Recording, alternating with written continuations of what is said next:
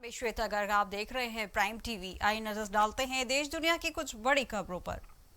प्रधानमंत्री नरेंद्र मोदी आज राष्ट्रीय मानवाधिकार आयोग के 28वें स्थापना दिवस के अवसर पर आयोजित होने वाले कार्यक्रम को वीडियो कॉन्फ्रेंसिंग के जरिए संबोधित करेंगे। प्रधानमंत्री कार्यालय की ओर से यह जानकारी दी गई।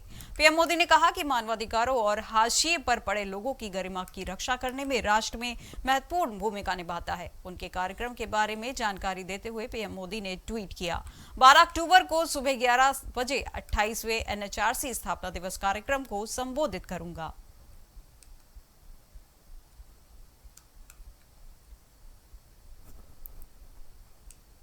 पीएम मोदी कार्यक्रम को आज संबोधित करेंगे। एनएचआरसी के 28वां स्थापना दिवस है आज। पीएम मोदी के कार्यक्रम को संबोधित किया जाएगा। आपको हम बता दें कि प्रधानमंत्री नरेंद्र मोदी आज राष्ट्रीय मानवाधिकार आयोग के 28वें स्थापना दिवस के अवसर पर आयोजित होने वाले कार्यक्रम को वीडियो कॉन्फ्रेंसिंग के जरिए संबोधित करेंगे। प्रधानमंत्री कार्यालय की ओर से यह जानकारी दी गई है। पीएम मोदी ने कहा कि मानवाधिकारों और हाशिए पर पड़े लोगों की गरिमा की रक्षा करने में राष्ट्र में महत्वपूर्ण भूमिका निभाता है। अपने कार्यक्रम के बारे में जानकारी देते हुए पीएम मोदी ने ट्वीट किया है और 12 अक्टूबर को सुबह 11 बजे से 28वें एनएचआरसी स्थापना दिवस के कार्यक्रम को संबोधित करने की बात कही है। अफगानिस्तान में हालात को लेकर चर्चा करने के लिए आज G20 नेताओं के शिखर सम्मेलन में पीएम नरेंद्र मोदी हिस्सा लेंगे। वे इस बैठक में वर्चुअल माध्यम से सम्मिलित होंगे। अफगानिस्तान में तालिबान शासन आने के बाद युद्धग्रस्त में बनी स्थिति पर व्यापक चर्चा होने की उम्मीद है। विदेश मंत्रालय के अनुसार पीएम मोदी भी इस सम्मेलन का भाग होंगे। मंत्रालय के अनुसार इस सम्मेलन के एजेंडा में अफगानिस्तान में मानवीय जरूरतों को लेकर प्रतिक्रिया, सुरक्षा स्थिति, आतंकवाद को रोकने के लिए चल रहे प्रयासों और मानवाधिकारों के मुद्दों को शामिल किया जाएगा।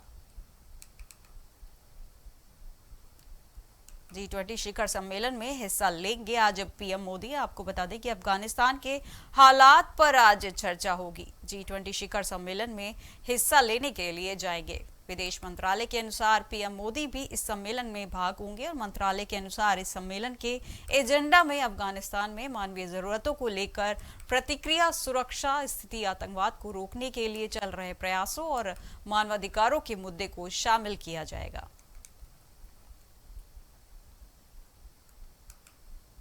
प्रधानमंत्री नरेंद्र मोदी 15 अक्टूबर को औपचारिक रूप से ऑर्डिनेंस फैक्ट्री के बोर्ड से बनी 7 नई रक्षा कंपनियों को लॉन्च करेंगे। 4 महीने बाद केंद्रीय मंत्रिमंडल ने देश की रक्षा में लंबे समय से प्रतीक्षित सुधार में अपनी दक्षता और प्रतिस्पर्धा को बढ़ाने देने के लिए बोर्ड के निगमीकरण को मंजूरी दी। देश में डिफेंस मैन्युफैक्चरिंग सेक्टर विकास से परिचित अधिकारियों ने इस बात की जानकारी दी। 15 अक्टूबर को रक्षा कंपनियों में लॉन्च करेंगे पीएम मोदी। उन्होंने 15 अक्टूबर को औपचारिक रूप से ऑर्डिनेंस फैक्ट्री बोर्ड से बनी 7 नई रक्षा कंपनियों को लॉन्च करने की बात कही है और 4 महीने बाद केंद्रीय मंत्रिमंडल ने देश की रक्षा में लंबे समय से प्रतीक्षित सुधार में अपनी दक्षता और प्रतिस्पर्धा को बढ़ावा देने के लिए बोर्ड के निगमीकरण को मंजूरी दी गई है। देश में डिफेंस मैन्युफैक्चरिंग सेक्टर विकास से परिचित अधिकारियों ने इस बात की जानकारी दी।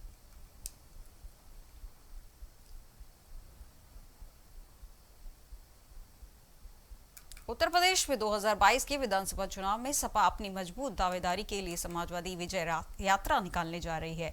आज पार्टी के मुखिया अखिलेश यादव इसकी शुरुआत कानपुर से करेंगे। यात्रा के ठीक पहले उन्होंने अपने पिता व पार्टी संरक्षक मुलायम सिंह यादव से आशीर्वाद लिया। सोमवार को समाजवादी पार्टी के मुखिया अखिलेश यादव विक्रमादित्य मार्ग पर मुख्य मुलायम सिंह यादव के आवास पर पहुंचे, जहां पर करीब आधा घंटा तक उनसे वार्ता की। विजय रथ यात्रा निकालने से पहले अखिलेश यादव ने मुलायम सिंह यादव से भेंट के दौरान पर उनके पैर छूकर उनका आशीर्वाद लिया। आज सपा अध्यक्ष अखिलेश यादव की विजय यात्रा का शुभारंभ होने जा रहा है, जिसके चलते आज उन्होंने अपने पिता मुलायम सिंह यादव जी का आशीर्वाद लिया। इसकी शुरुआत वो कानपुर से करेंगे और यात्रा के ठीक पहले ही उन्होंने अपने पिता व पार्टी संरक्षक मुलायम सिंह यादव से आशीर्वाद लेने गए। सोमवार को समाजवादी पार्टी के मुखिया अखिलेश यादव विक्रमादित्य मार्ग पर मुलायम सिंह यादव के आवास पर पहुंचे, जहां पर करीब आधा घंटा तक उनसे बात की। विजय रथ यात्रा निकालने से पहले अखिलेश यादव ने मुलायम सिंह यादव से भेंट के दौरान उनके पैर छूकर उनका आशीर्वाद लिया।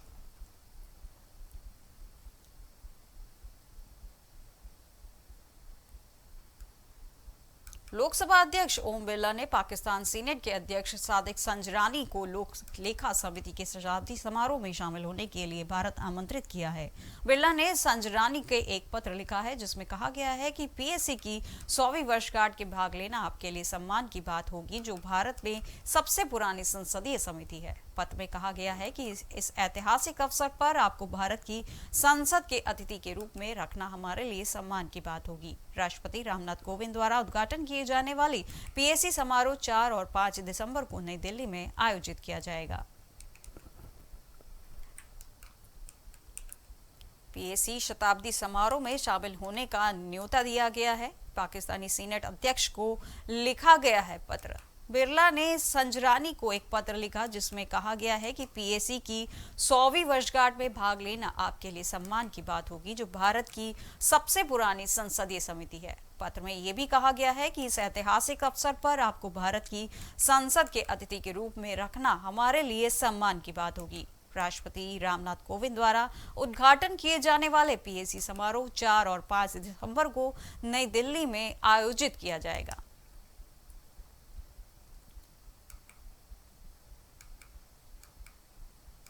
भारतीय जनता पार्टी की सांसद मेनका गांधी ने कहा, राष्ट्रीय कार्यकारिणी समिति में जगह नहीं मिलने पर कोई कद नहीं घटता है। मेनका गांधी इसौली विधानसभा क्षेत्र की कई गांवों में जनसंवाद के दौरान मीडिया के प्रश्नों का उत्तर दे रही थी। कहा कि मैं 25 साल से भाजपा की कार्य समिति में हूँ। उन्होंने बदले जाने के किसी को कोई फर्क नहीं पड़ता है। कार्यकारिणी में बदलाव करने का हक पार्टी को है और नए लोगों को अवसर मिलना चाहिए। मेनका गांधी ने संसदीय क्षेत्र में भ्रमण के दूसरे दिन कहा कि राष्ट्रीय कार्य समिति में उनका हटाया जाना कोई बड़ी बात नहीं है, ना ही चिंता करने की जरूरत है। कार्यकारिणी समिति से हटने पर बोली है प्रियंका गांधी, जगह नहीं मिलने पर कोई कद नहीं घटता है। उनका कहना है कि कार्यकारिणी समिति से हटने पर बोली हैं प्रियंका गांधी और उन्होंने कहा कि मैं 25 साल से भाजपा की कार्य समिति में हूं। उन्हें बदले जाने की किसी को कोई फर्क नहीं पड़ता। कार्यकारिणी में बदलाव करने का हक पार्टी को है और नए लोगों को अवसर मिलना चाहिए। मेनका गांधी ने संसदीय क्षेत्र में भ्रमण के दूसरे दिन ये भी कहा कि राष्ट्रीय कार्य समिति में उनका हटाया जाना कोई बड़ी बात नहीं और ना ही चिंता करने की जरूरत है।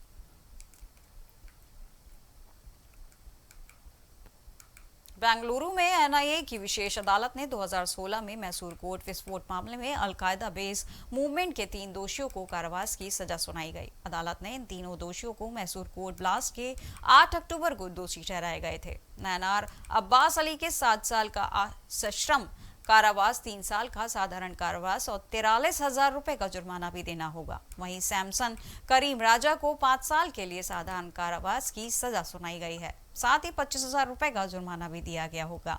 वहीं एक अन्य दोषी सुलेमान ने 7 साल का कठोर कारावास और 3 साल का साधारण कारावास की सजा सुनाई गई, यानी सुलेमान को 10 साल की सजा भुगतनी होगी। मैसूर कोट विस्फोट में सजा के ऐलान किया गया है। 2016 में आतंकियों ने किया था विस्फोट। नैनार अब्बास अली को 7 साल का सश्रम कारावास और 3 साल का साधारण कारावास और 43,000 रुपए का जुर्माना भी देना होगा। वहीं सैमसन करीम राजा को 5 साल के लिए साधारण कारावास की सजा सुनाई गई है। साथ ही 25,000 रुपए का जुर्माना भी देना होगा। वहीं एक अन्य दोषी सुलेमान को 7 साल की कठोर कारावास और 3 साल का साधारण कारावास की सजा सुनाई गई, यानी सुलेमान को 10 साल की सजा भुगतनी होगी।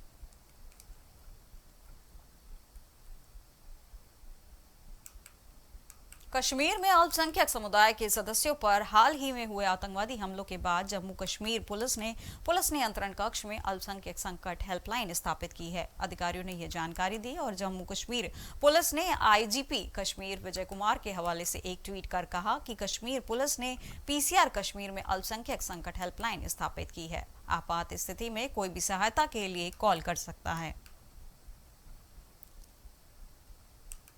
अल्पसंख्यक संकट हेल्पलाइन की व्यवस्था की गई। कश्मीर पुलिस ने जारी किया है यह हेल्पलाइन नंबर।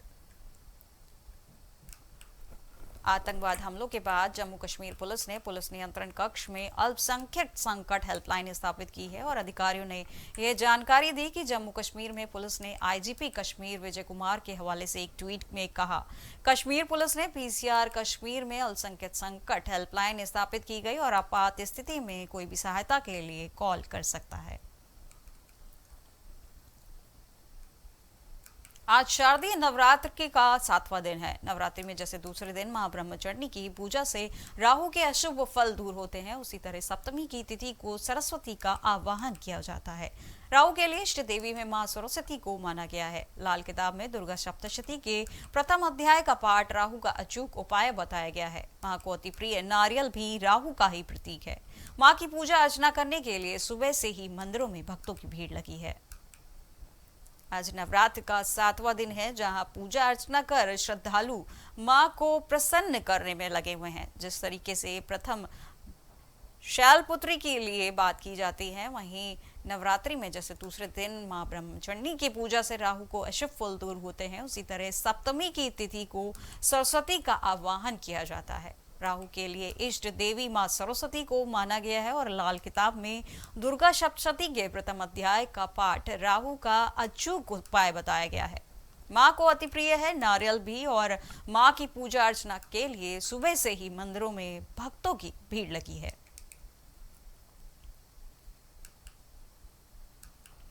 तीनों कृषि कानूनों का विरोध कर रहे किसान आज लखीमपुर खीरी हिंसा में जान गंवाने वाले किसानों की याद में शहीद किसान दिवस मनाएंगे।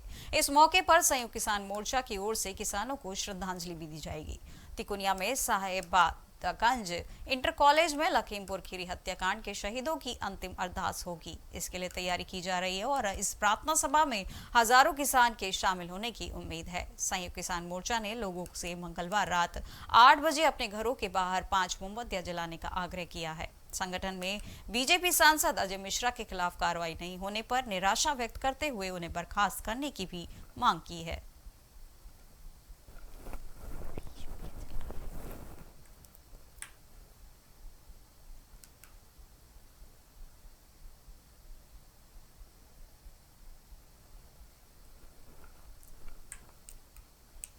आपको बता दें कि आज किसान के तीनों कृषि कानून का विरोध कर रहे किसान आज लखीमपुर हिंसा में जाने गंवाने वाले किसानों की याद में शहीद किसान दिवस मनाएंगे।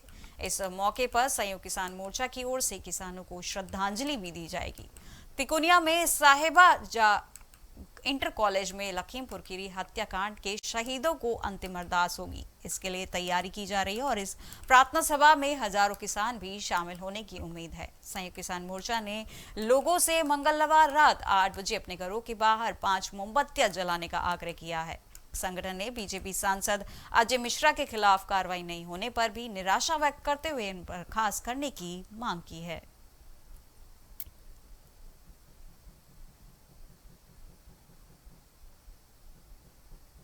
प्राइम टीवी की इन खास खबरों में बस इतना ही और अधिक खबरों के लिए देखते रहिए प्राइम टीवी। नमस्कार।